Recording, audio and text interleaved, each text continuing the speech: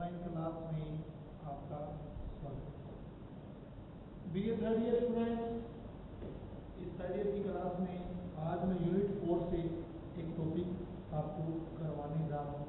इस टॉपिक का नाम है भारत में लोहा इस्पात उद्योग। स्टूडेंट, जो यूनिवर्सिटी आपसे क्वेश्चन करेगी वो इस प्रकार होगा, भारत में लोहा इस्पात उद्योग पर एक टिप्पणी लिखिए, या भारत में लोहा इस्पात उद्योग पर एक संक्षिप्त विवरण दीजिए, या भारत में लोहा इस्पात उद्योग पर एक वर्णन कीजिए। इस प्रकार क्वेश्चन आएगा। तो बात करेंगे भारत में लोहा इस्पात उद्योग की। इस यूनिट में मैंने आपको पहले सूती वस्त्र उद्योग और भारत में प्रमुख खनिजों का वर्णन कराया। तो आज बात कर रहे हैं भारत में लोहा इस्पात उद्योग की। तो स्टूडेंट इसको जरा ध्यान से सुनिएगा। लोहा और इस्पात एक आधारभूत उद्योग है। लोहा क्या है स्टूडेंट? लोहा इस्पात, ये क्या है स्टूडेंट? एक आधारभूत उद्योग है। हर उद्योग का आधार है, कोई भी उद्योग लोहे के बिना संभव नहीं है। इसलिए लोहा इस्पात उद्योग को आधारभूत उद्योग के नाम से जाना जाता है। तो सुनिएगा, लोहा और इस्पात उद्योग आधारभूत उद्योग है। अन्य सभी उद्योग इस उद्योग के उत्पादों का प्रयोग करते हैं और इस उद्योग पर आश्रित रहते हैं। बाकी सभी जो उद्योग हैं, अन्य सभी उद्योग इस उद्योग के उत्पादों पर, इस लोहा इस्पात उद्योग के उत्पादों का प्रयोग करते हैं और इस उद्योग पर आश्रित हैं। बाकी सभी उद्योग के लोहा इस्पात उद्योग पर आश्रित हैं। इस उद्योग से देश के औद्योगिक उत्थान की नींव पड़ी या पड़ती है। लोहा एवं इस्पात बनाने के लिए लोहा अयस्क से लोहांश, लोहा एवं इस्पात बनाने के लिए लोहा अयस्क से लोहांश, चारकोल, चूना पत्थर आदि मिलाकर भट्टी में अधिक तापमान पर पिघलाया जाता है। यह पिघला हुआ लोहा सांचे में डाल दिया जाता है और यह ठंडा होकर ठोस बन जाता है। इसे पिग आयरन कहते हैं। कच्चे लोहे को पुनः पिघलाकर इच्छित आकार के ढांचे में डाला जाता है, जिसे कास्ट आयरन कहते हैं। यह भंगुर होता है और आसानी से टूट जाता है। क्या हो जाता है स्टूडेंट? ये आसानी से टूट जाता है।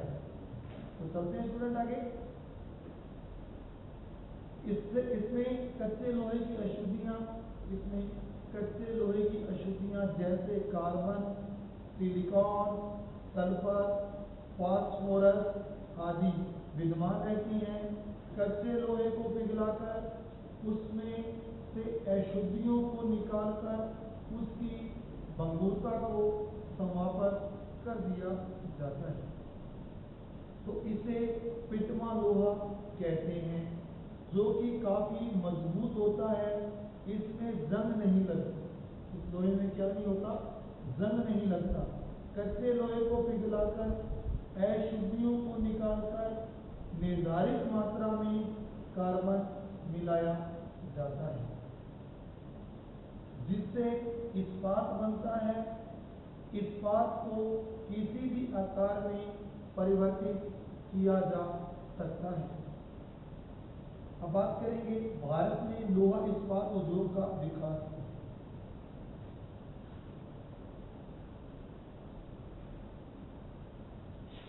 भारत में लोहा इस्पात उद्योग का विकास। भारत में लोहा इस्पात उद्योग का विकास।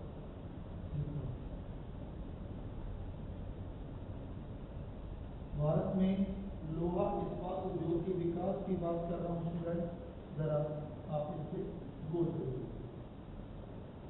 स्टूडेंट इसके अंदर खास बात, हमारे देश में लोहा इस्पात उद्योग अत्यंत प्राचीन काल से चला आ रहा है।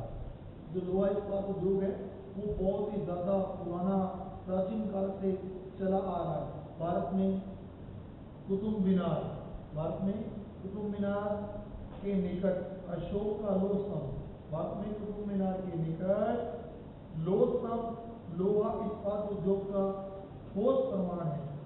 सदियों तक वर्षा तथा धूप सहन करने के बाद भी इसे जंग नहीं लगा है और आज वैसा का वैसा है। आधुनिक भारत में लोहा इस्पात का उदय 1970 में जमशेदजी टाटा ने आधुनिक भारत में लोहा इस्पात उद्योग का उदय जब 1960 में 1960 में जमशेद टाटा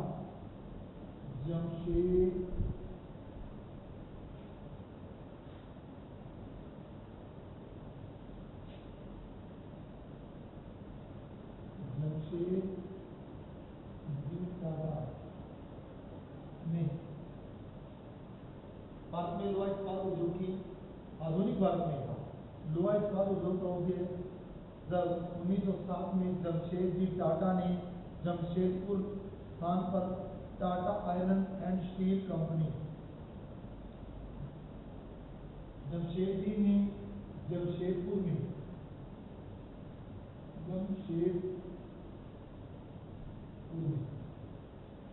1960 में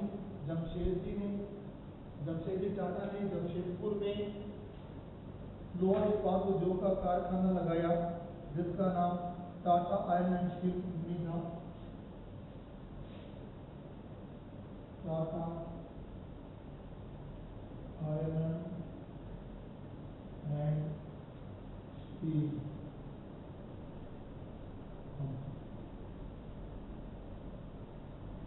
1907 में जमशेदजी टाटा ने जमशेदपुर में एक लोहा इस्पात उद्योग का निर्माण किया। स्थान पर Tata iron and steel company मैंने लिख दिया। Tata iron and steel company किसको कहते हैं?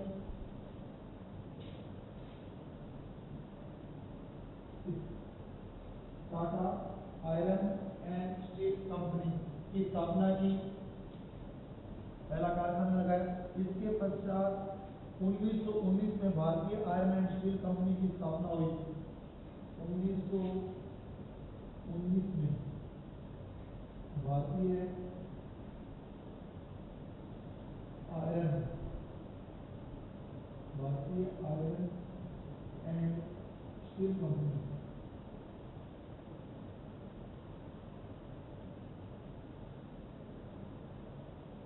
1919 में भारतीय आयरन एंड स्टील कंपनी की स्थापना की गई।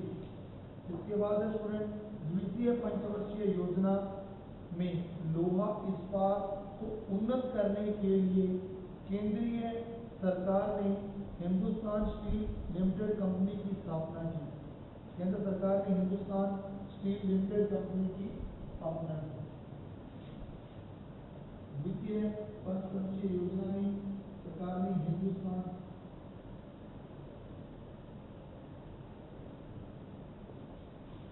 ध्यान से 1907 में जमशेदजी टाटा ने टाटा आयरन एंड अपनी स्टील कंपनी की स्थापना की। 1919 में भारतीय आयरन एंड स्टील कंपनी की स्थापना हुई और द्वितीय पंचवर्षीय योजना में लोहा इस्पात को उन्नत करने के लिए केंद्रीय सरकार ने हिंदुस्तान स्टील लिमिटेड की स्थापना की। हिंदुस्तान स्टील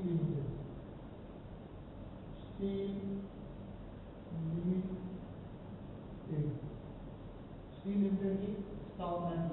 इसके बाद स्टूडेंट इसके बाद बोकारो नामक स्थान पर एक और लोहा इस्पात का कारखाना लगाया। इसके बाद 4 और लोहा इस्पात कारखाने बनाने की योजना बनाई गई। ये कारखाने सेलम तमिलनाडु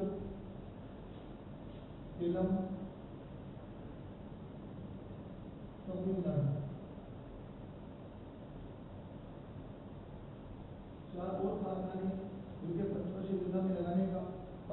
गया। ये कारखाने सेलम तमिलनाडु, बेल्लारी कर्नाटक, बेल्लारी कर्नाटक। इसके बाद स्टूडेंट कारखाने जो लगाए गए विशाखापट्टनम आंध्र प्रदेश, विशाखापट्टनम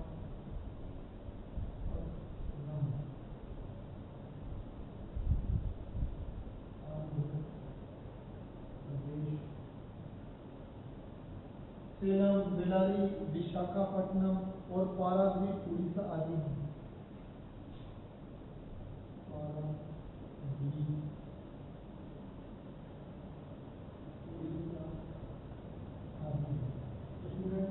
कारखाने लगे सेलम तमिलनाडु में, बेल्लारी कर्नाटक में, विशाखापट्टनम आंध्र प्रदेश में, पारादीप उड़ीसा में कारखाने लगाए गए। इसके बाद इस समय देश की 50% औद्योगिक पूंजी कृषि उद्योग में लगी हुई है। यह उद्योग लगभग 3 लाख श्रमिकों को आजीविका प्रदान करता है। एक बात ध्यान से सुनिएगा, इस समय देश की 50% औद्योगिक पूंजी इसी उद्योग में, इसको लोहा इस्पात उद्योग कहते हैं, इसमें लगी है। और यह उद्योग 3 लाख लोगों को, श्रमिकों को रोजगार प्रदान करता है, आजीविका प्रदान करता है। इस समय भारत में 11 केंद्रों, कितने केंद्र स्टूडेंट? 11 केंद्रों। इस समय भारत में 11 केंद्रों पर लोहा इस्पात का उत्पादन हो रहा है। 11 केंद्रों पर लोहा इस्पात उद्योग, 11 केंद्रों पर लोहा इस्पात का उत्पादन हो रहा है, जो कि इस प्रकार है, जो कि स्टूडेंट इस प्रकार है। इनका नाम है स्टूडेंट।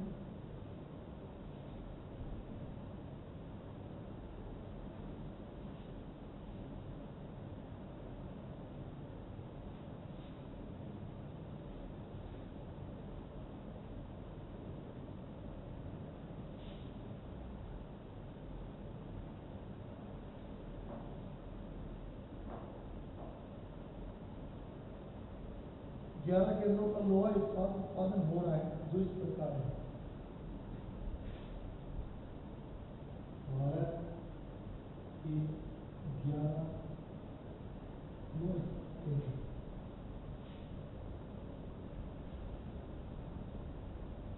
11 लोह इस्पात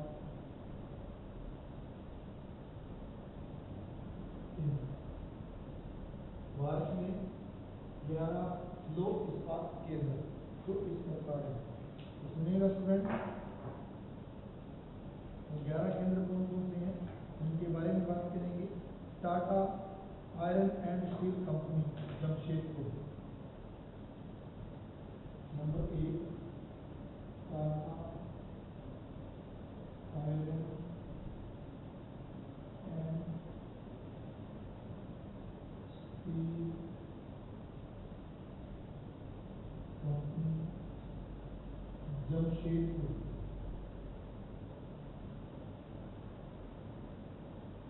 Tata iron and steel company Jamshedpur.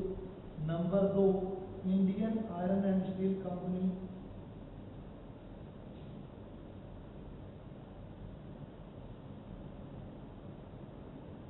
Indian iron and steel company.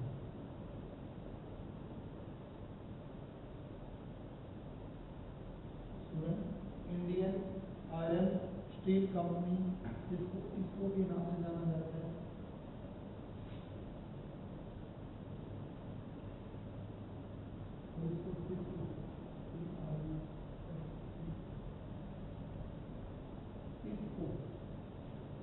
ऊपर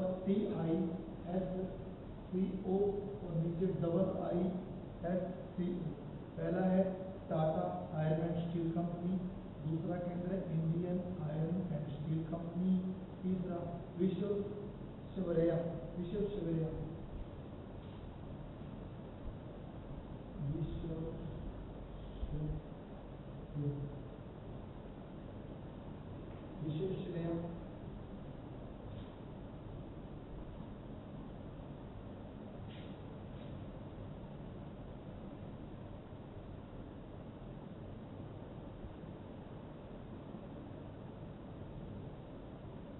चौथा है विश्वेश्वरैया लोहा इस्पात उद्योग।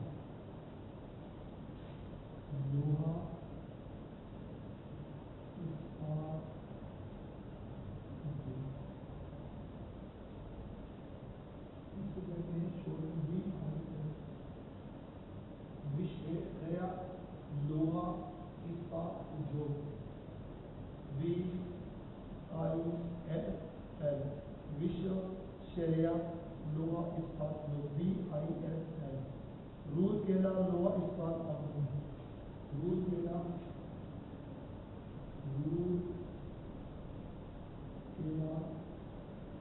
लो इस्पात।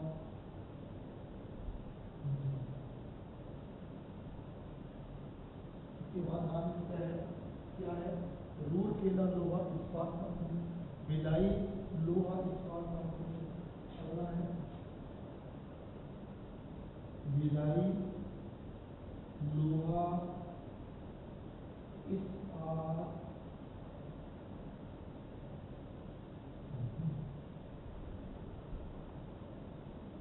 नंबर 5 भिलाई लोहा इस्पात कंपनी। इसके बाद है दुर्गापुर,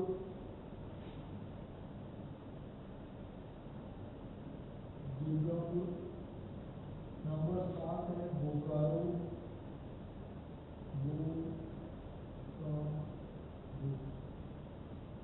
इसके बाद स्टूडेंट है बोकारो जो है झारखंड,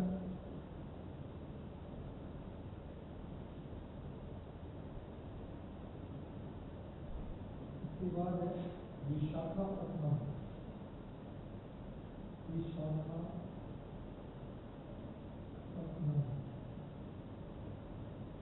इसके बाद स्टूडेंट अगला जो केंद्र है विजयनगर कर्नाटक, नंबर 9 विजयनगर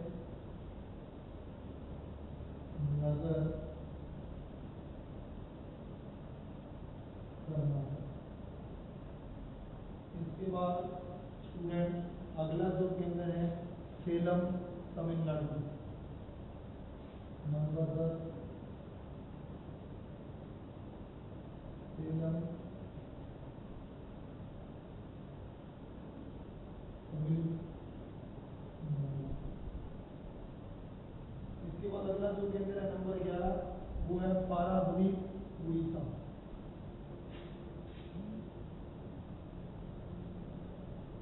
पारादीप उड़ीसा। तो स्टूडेंट भारत के 11 लोक इस्पात उद्योग केंद्र जो हैं उसमें पहले Tata iron and steel company Jamshedpur, TISCO के नाम से जाना जाता है। उसके बाद number 2 Indian iron and steel company, TISCO के नाम से जानी जाती है। फिर विश्वेश्वरैया लोहा इस्पात उद्योग, VISL, रूरकेला लोहा इस्पात कंपनी। अगला स्टूडेंट भिलाई लोहा इस्पात कंपनी, नंबर 6 है दुर्गापुर, नंबर 7 है स्टूडेंट बोकारो झारखंड में है, नंबर 8 विशाखापट्टनम, नंबर 9 है स्टूडेंट विजयनगर कर्नाटक में है। उसके बाद है सेलम तमिलनाडु और अगला है नंबर 11 पारादीप उड़ीसा, एक लोह इस्पात केंद्र है। ये 11 भारत के प्रमुख लोहा इस्पात केंद्र है। हम बात कर रहे हैं स्टूडेंट कि भारत में लोहा जो इस्पात केंद्र है वो कहाँ कहाँ है, वो मैंने आपको आज वीडियो में बता दिया। तो शुरुआत की थी मैंने एक क्वेश्चन की, भारत में लोहा इस्पात केंद्र पर एक टिप्पणी, इसके बारे में मैंने आपको बताया। इसी क्लास में स्टूडेंट एक क्वेश्चन आज मैं आपको और बताऊंगा, पूरी तरह ध्यान से सुनिएगा, बड़े इंपॉर्टेंट क्वेश्चन है। अगला क्वेश्चन भी इसी क्लास में आपको बता देता हूँ, एक और टिप्पणी करवाता हूँ आपको।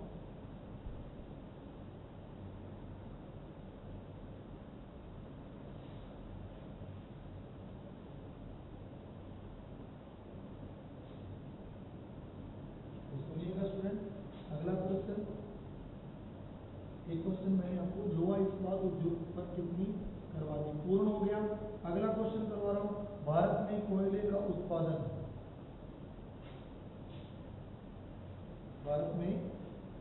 कोयले का उत्पादन। एक और टिप्पणी करते हैं, भारत में कोयले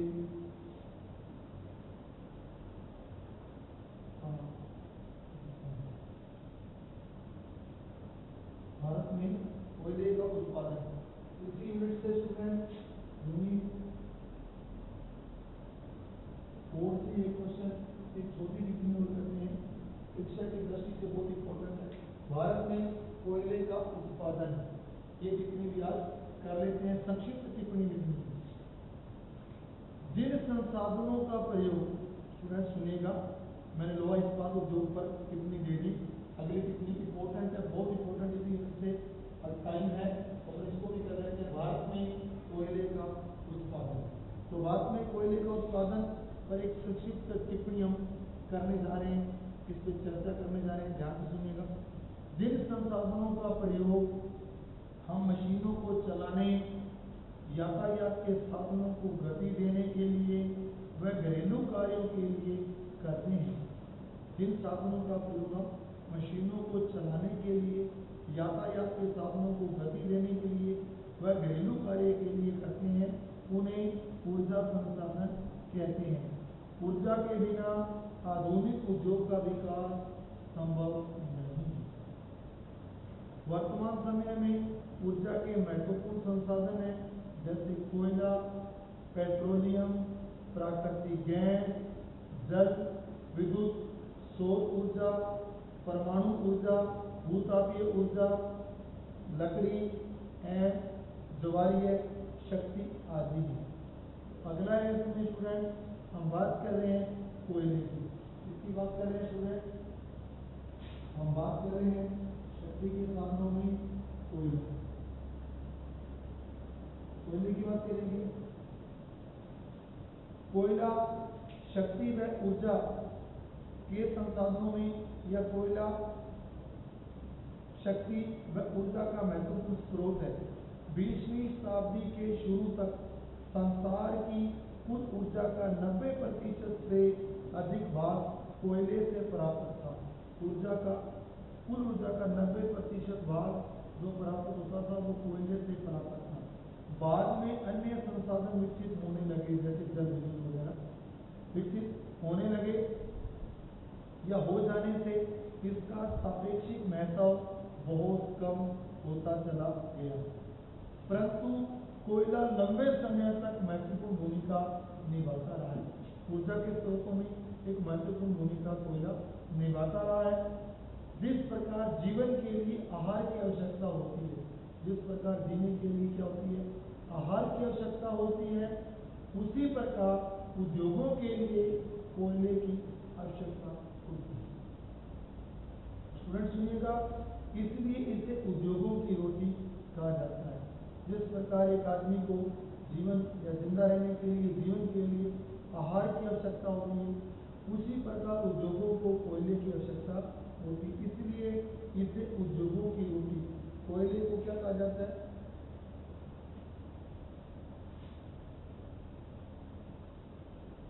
कोयले को उद्योगों,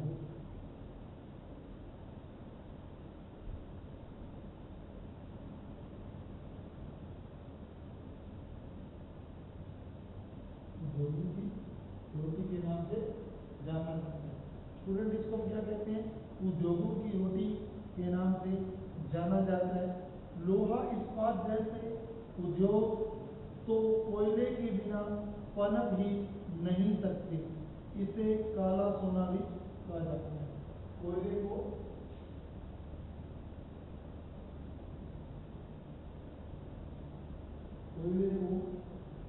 काला सोना, काला सोना भी कहा जाता है। लोहा इस्पात जैसे उद्योग तो कोयले के बिना पनप ही नहीं। लोहे को अगर इस्पात तैयार करना है, लोहे को पिघलाना है, तो आपको कोयले की जरूरत पड़ेगी। लोहा उद्योग में कोयले के बिना पनप नहीं सकता। तो स्टूडेंट इसलिए इसे काला सोना भी कहते हैं। विद्वानों का विचार है कि कोयला प्राचीन वनस्पति परिवर्तित रूप है। कोयले का निर्माण कार्बोनिफेरस युग में घनी वनस्पति में पृथ्वी के दब जाने से। विद्वानों का विचार है कि कोयला प्राचीन काल में वनस्पति का परिवर्तित रूप है। कोयले का निर्माण कार्बोनिफेरस युग में घनी वनस्पति की पृथ्वी में दब जाने के कारण पृथ्वी की उष्णता व दबाव के कारण हुआ है। यह वनस्पति जितनी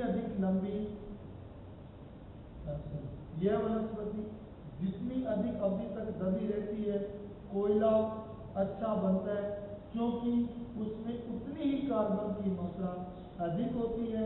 कार्बन की मात्रा के आधार पर कोयले को 4 भागों में बांटा जा सकता है।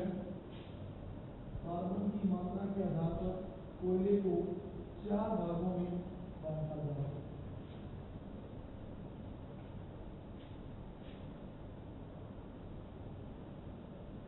कार्बन की मात्रा के आधार पर कोयले को 4 भागों में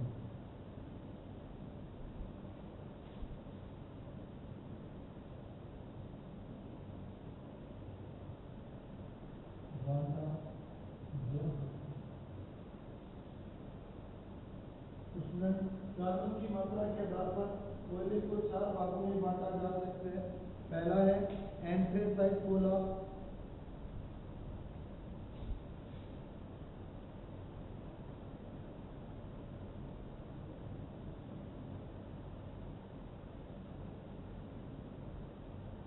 पहले प्रकार जो कोयला है वो एंथ्रेसाइट कोयला, दूसरा बिटुमिनस,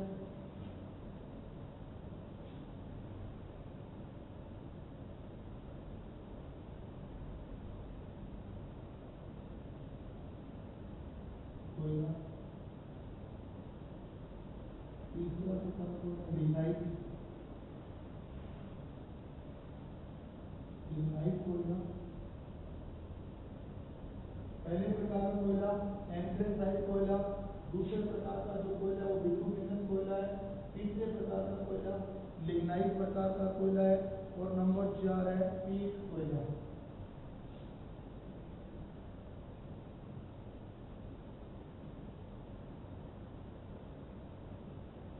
पहले प्रकार का कोयला एंथ्रेसाइट कोयला, दूसरे प्रकार का बिटुमिनस कोयला, तीसरे प्रकार का लिग्नाइट कोयला, और चौथे प्रकार का जो कोयला है उसको हम पीट कोयला के नाम से जानते हैं।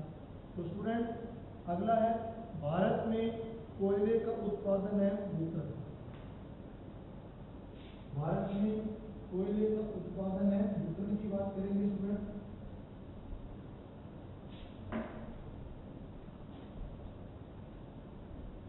भारत में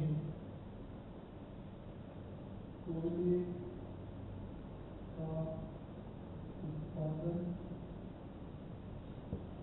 एंड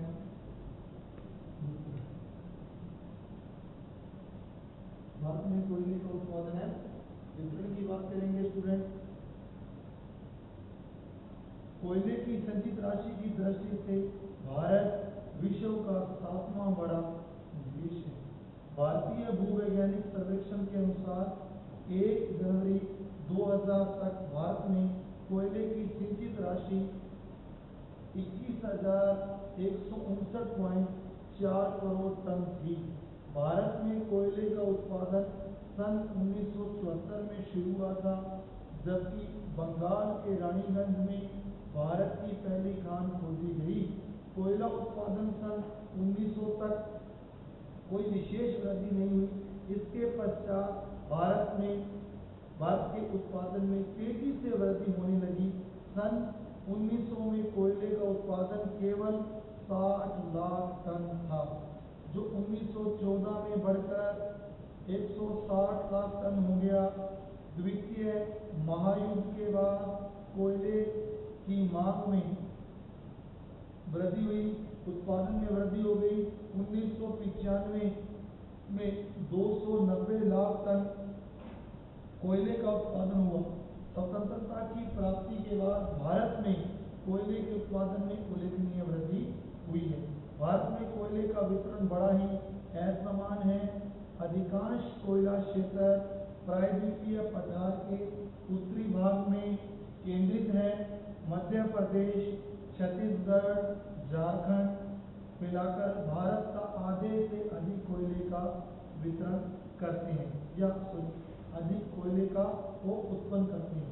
भारत में कोयले का वितरण नंबर 1 मध्य प्रदेश 29.22% कोयले के साथ ये भारत का कोयला उत्पादित करता है। नंबर 2 झारखंड, ये भारत का 26.01% कोयले का उत्पादन करता है। नंबर 3 है उड़ीसा 14.83% के साथ तीसरे स्थान पे। नंबर 4 आंध्र प्रदेश 9.67 के साथ चौथे स्थान पे। नंबर 5 महाराष्ट्र 8.58। नंबर 6 पश्चिमी बंगाल 5.81% के साथ छठे स्थान पे। तो स्टूडेंट आज हमने इस क्लास में 2 टिप्पणियां की।